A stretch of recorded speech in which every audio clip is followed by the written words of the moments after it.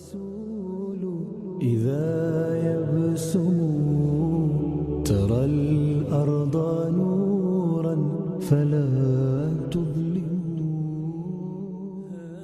സുഖലോലുപതയുടെ നെറുകയിൽ വിരാജിച്ച ചക്രവർത്തിമാരുടെ ലോകത്ത് ലോകത്തിൻ്റെ നായകനിലേക്ക് നാം ഒന്ന് കണ്ണോടിക്കണം. സ്വർഗീയ സാമ്രാജ്യങ്ങളെപ്പോലും ഇളം പുഞ്ചിരിയാൽ നിയന്ത്രിച്ച ലോകത്തിൻ്റെ നായകൻ മുഹമ്മദ് മുസ്തഫ സല്ലല്ലാഹു അലൈഹി വസല്ലമ തങ്ങൾ ഇഷ്ടികയുടെ ചുമരും ഈത്തപ്പനമടലുകളുടെ മേൽക്കൂരയിലും തീർത്ത കൂരയിലായിരുന്നു തങ്ങിയിരുന്നത്. പ്രൗഢോജ്വലമായ ഭൗതിക സാമ്രാജ്യങ്ങളുടെ അമരക്കാരനായി മാറിയിട്ടും സർവ്വസുഖ സൗകര്യങ്ങളുമുള്ള കൊട്ടാരങ്ങളിലല്ല, മറിച്ച് അങ്ങേയറ്റം വിഷമതകൾ നിറഞ്ഞ ചെറുകുടിലുകളിലായിരുന്നു ലോകത്തിൻ്റെ നായകൻ സല്ലല്ലാഹു അലൈഹി വസല്ലമ തങ്ങൾ താമസിച്ചിരുന്നത്. പ്രവാചക ഭവനങ്ങളിൽ ചിലതിൻ്റെ ചുമർ ഇഷ്ടികയാണെങ്കിൽ മറ്റ് ചിലതിൻ്റേത് കല്ലുകൾ അടുക്കി വെച്ചതായിരുന്നു. പല വീടുകളുടെയും മേൽക്കൂര ഈത്തപ്പനയോലകൾ മാത്രമായിരുന്നു. ചിലതാകട്ടെ മരക്കഷ്ണങ്ങൾക്ക് മുകളിൽ ഓലയും മണ്ണും മാത്രം പാകിയതും. മിക്ക വീടുകൾക്കും അധികം വിശാലതയോ കൂടുതൽ സൗകര്യങ്ങളോ ഇല്ലാത്ത ഉറങ്ങാനുള്ള ഒരു റൂം മാത്രമാണ് ഉണ്ടായിരുന്നത്. 3-4 മീറ്റർ ചുറ്റളവ് മാത്രമായിരുന്നു വീട്ടിലെ മുറികളുടെ വിസ്തൃതി. നബിയുടെ വീടിനെക്കുറിച്ച് ചരിത്രകൃതികളിൽ കാണപ്പെടുന്ന വിവരണങ്ങളുടെ ചുരുക്കം ഇങ്ങനെ വായിക്കാം. പ്രവാചകന്റെ വീടിൻ്റെ വിസ്തീർണം 6-7 മുഴത്തിൽ കവിഞ്ഞിരുന്നില്ല. കൈ ഉയർത്തിയാൽ മേൽപ്പുരയിൽ മുട്ടുമായിരുന്നു. മണ്ണിൻ്റെ ചുമരും ഈത്തപ്പനയോല കൊണ്ടുള്ള മേൽക്കൂരയും രമ്യഹർമ്മങ്ങളും മുന്തിയതും വില കൂടിയതുമായ ഗൃഹോപകരണങ്ങളും അന്തസ്സിൻ്റെ ഭാഗമായി പ്രവാചകർ കണ്ടില്ല. ഈന്തപ്പനയോല കൊണ്ടുള്ള പായ, ഈന്തപ്പന നാരുകൾ നിറച്ച തലയണ, തോൽവിരിപ്പ്, ഒരു മൺകുടം, പാനപാത്രം, കാരക്കയും ധാന്യവും സൂക്ഷിക്കാനുള്ള പാത്രം, ചുമരിൽ ഒരു മരത്തട്ടിക എന്നിവയായിരുന്നു ഗൃഹോപകരണങ്ങൾ. ആ കാലത്ത് അറബികൾ എല്ലാവരും ഇത്തരത്തിലുള്ള വീടുകൾ തന്നെയായിരിക്കും നിർമ്മിച്ചിട്ടുണ്ടാകുക എന്ന് നാം ചിന്തിക്കരുത്. കാരണം ആ അജ്ഞാനകാലത്ത് അവർ വീടുകളുടെ വലുപ്പവും ഉയരവും വിശാലതയുമെല്ലാം അന്തസ്സിൻ്റെയും ആഭിജാത്യത്തിൻ്റെയും അടയാളമായാണ് ഗണിച്ചിരുന്നത്.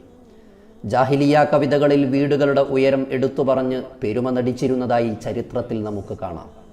ഈത്തപ്പനയോലകൾ കൊണ്ട് നിർമ്മിച്ച ഒരു പായയിലാണ് അള്ളാഹുവിൻ്റെ റസൂൽ സ്വല്ലല്ലാഹു അലൈഹി വസല്ലമ തങ്ങൾ അന്തിയുറങ്ങിയിരുന്നത്. പലപ്പോഴും അതിൻ്റെ പാടുകൾ തിരുശരീരത്തിൽ പതിഞ്ഞു കാണാമായിരുന്നു. പതുപതുത്ത മൃദുലമായ തലയിണകളിലല്ല, മറിച്ച് മൃഗങ്ങളുടെ തുകലിനുള്ളിൽ പനയോല നിറച്ച് നിർമ്മിച്ച പരുക്കൻ തലയിണയിലാണ് തിരുദൂതർ സല്ലല്ലാഹു അലൈഹി വസല്ലമ തങ്ങൾ വിശ്രമിച്ചിരുന്നതെന്നത് നമ്മുടെ ഹൃദയങ്ങൾക്ക് ഉൾക്കൊള്ളാനാകുമോ? ഒരിക്കൽ തൊയ്യ് ഗോത്രത്തിലെ നേതാവ് സ്വർണ്ണ കുരിശ് ധരിച്ച് തിരുദൂതരുടെ വീട്ടിൽ അതിഥിയായി വന്നപ്പോൾ ആകെയുണ്ടായിരുന്ന തലയിണ അദ്ദേഹത്തിന് ഇരിക്കാൻ നൽകി ലോകത്തിൻ്റെ നായകൻ നിലത്ത് ഇരിക്കുകയും ചെയ്തു. അതിഥികൾക്ക് ഇരിക്കാൻ പറ്റിയ ഒരു ഇരിപ്പിടം പോലും തിരുഭവനത്തിൽ ഉണ്ടായിരുന്നില്ലെന്നതും മറ്റൊരു വാസ്തവം. ഇനി പാത്രങ്ങളുടെ കാര്യമെടുക്കുകയാണെങ്കിൽ വക്കുപൊട്ടിയത് കാരണം കമ്പിയിട്ട് മുറുക്കിയ ഒരു മരപ്പാത്രത്തിലാണ് തിരുദൂതർ സല്ലല്ലാഹു അലൈഹി വസല്ലമ തങ്ങൾ പാലും തേനും ഈത്തപ്പഴം കുതിർത്ത വെള്ളവും കുടിച്ചിരുന്നത്. റോമ പേർഷ്യൻ ചക്രവർത്തിമാർ സ്വർണ്ണപാത്രങ്ങളിൽ ഭക്ഷണം കഴിച്ച് സുഖലോലുപത കൊണ്ടാടിയിരുന്ന ഒരു കാലഘട്ടത്തിലാണ് ഇതെല്ലാം നടന്നിരുന്നത് എന്ന കാര്യം നാം ഞെട്ടലോടെ ഓർക്കണം. അള്ളാഹുവിൻ്റെ റസൂൽ സല്ലല്ലാഹു അലൈഹി വസല്ലമ തങ്ങൾ ചിലപ്പോൾ വിരിപ്പിലും, ചിലപ്പോൾ പായയിലും, ചിലപ്പോൾ തുകൽ ഷീറ്റിലും, ചിലപ്പോൾ കട്ടിലിലും, ചിലപ്പോൾ നിലത്ത് മണലിലുമാണ് ഉറങ്ങിയിരുന്നതെന്നതും ചരിത്രത്തിൽ കാണാം. ഒരിക്കൽ ഉറങ്ങിയെഴുന്നേറ്റ പ്രവാചകന്റെ ശരീരത്തിൽ പായയിൽ കിടന്നതിൻ്റെ അടയാളങ്ങൾ കണ്ട അനുചരന്മാർക്ക് വല്ലാത്ത മനോവിഷമമായി. അവർ ചോദിച്ചു, പ്രവാചകരെ, താങ്കൾക്ക് വേണ്ടി ഞങ്ങളൊരു മെത്ത കൊണ്ടുവരട്ടെ? നബി സല്ലല്ലാഹു അലൈഹി വസല്ലമ തങ്ങൾ പറഞ്ഞു, ഞാനും ഇഹലോകവും തമ്മിൽ എന്ത് ബന്ധം? ഒരു മരത്തണലിൽ വിശ്രമിക്കുകയും അല്പം കഴിഞ്ഞ് വീണ്ടും യാത്ര തുടരുകയും ചെയ്യുന്ന ഒരു സഞ്ചാരിയെ പോലെയാണ് ഞാൻ ഈ ലോകത്ത്. സാമ്രാജ്യങ്ങൾ വിലക്ക് വാങ്ങാൻ കഴിയുന്നത്ര സമ്പന്നരായ അനുചരർ ഉണ്ടായിട്ടും സാധാരണക്കാരിൽ സാധാരണക്കാരനായി ജീവിച്ച് ലാളിത്യവും വിനയവും ഇടകലർന്ന ജീവിത മാതൃകയായിരുന്നു ഹബീബ് സല്ലല്ലാഹു അലൈഹി വസല്ലമ തങ്ങൾ ലോകത്തിന് സമ്മാനിച്ചത്. അള്ളാഹുവിൻ്റെ റസൂലിൻ്റെ വീട്ടിൽ ഒരു അതിഥിക്ക് വിശപ്പടക്കാനുള്ള വക പോലും പലപ്പോഴും ഉണ്ടായിരുന്നില്ല എന്ന ഞെട്ടിക്കുന്ന യാഥാർത്ഥ്യവും നാം ഉൾക്കൊള്ളണം.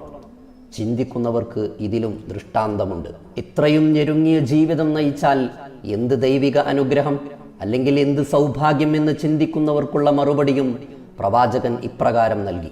നബി സല്ലല്ലാഹു അലൈഹി വസല്ലമ തങ്ങൾ പറഞ്ഞു, ആർക്കെങ്കിലും തൻ്റെ ജനതയിൽ നിർഭയത്വവും ശരീരത്തിൽ സൗഖ്യവും അന്നന്നത്തെ അന്നവും ലഭിച്ചാൽ അവന് ദുനിയാവ് മുഴുവൻ സന്നാഹത്തോടെയും ലഭിച്ചിരിക്കുന്നു. നശ്വരതയുടെ നിസ്സാരതയെ ലോകത്തിനു മുന്നിൽ ജീവിതം കൊണ്ട് തുറന്നു കാട്ടുകയായിരുന്നു കാരുണ്യ പ്രവാചകൻ സല്ലല്ലാഹു അലൈഹി വസല്ലമ തങ്ങൾ. പരലോകത്തേക്കുള്ള യാത്രയിലെ ഒരു ഇടത്താവളം മാത്രമായാണ് ഇഹലോകത്തെ പ്രവാചകൻ സല്ലല്ലാഹു അലൈഹി വസല്ലമ തങ്ങൾ കണ്ടത്. തൻ്റെ കാലത്തെ വൻ സാമ്രാജ്യ ശക്തികളായിരുന്ന പേർഷ്യയുടെയും റോമിൻ്റെയും ഭരണാധികാരികളെക്കാൾ ഉയർന്ന സുഖ സൗകര്യങ്ങളിൽ ജീവിക്കാൻ അവസരമുണ്ടായിട്ടും കാരുണ്യദൂതർ അതെല്ലാം സ്വമേധയാ ത്യജിക്കുകയായിരുന്നു. തുടർച്ചയായ 2 മാസം അടുപ്പ് കത്തിക്കാത്ത അവസ്ഥ പ്രവാചക കുടുംബത്തിലുണ്ടായിരുന്നു എന്ന യാഥാർത്ഥ്യവും വേദനയോടെ നാം ഉൾക്കൊള്ളണം. വീടിൻ്റെ രൂപത്തിലും ഭാവത്തിലും മാത്രമല്ല, അതിനകത്തുള്ള തൻ്റെ ജീവിതത്തിലും ഭാര്യമാരോടും സഹായികളോടുമുള്ള ലളിതമായ പെരുമാറ്റത്തിലും പ്രവാചകൻ ഉത്തമ മാതൃകയായിരുന്നു. സൃഷ്ടികളിൽ ഏറ്റവും ഉന്നതനായ മുഹമ്മദ് നബി സല്ലല്ലാഹു അലൈഹി വസല്ലമ തങ്ങൾ മറ്റു മനുഷ്യരെക്കാൾ എളിമയോടെ തനിക്ക് വേണ്ട സേവനങ്ങൾ നിർവഹിക്കുകയും വീട്ടുജോലികളിലും മറ്റും വ്യാപൃതനാവുകയും ചെയ്തതായും നമുക്ക് കാണാം. ശീതീകരിച്ച രമ്യഹർമ്മങ്ങളിലിരുന്ന് സ്വലാത്തിൻ മധുരഗീതങ്ങൾ ഉരുവിടുമ്പോൾ ഒരിക്കലെങ്കിലും നാം അറിയണം ത്യാഗസമ്പൂർണമായ ആ ജീവിതത്തെപ്പറ്റി. ഭൗതികമോഹത്താൽ മതിഭ്രമം ബാധിച്ച ലോകത്തോട് വിളിച്ചു പറയണം, ഇതാണ് ചരിത്രം കൊതിച്ച ഭൗതിക സാമ്രാജ്യങ്ങളുടെ അധിപനായ ആ നേതാവ്, എൻ്റെ പ്രവാചകൻ എന്ന് സ്വല്ലല്ലാഹു അലൈഹി വസല്ലം.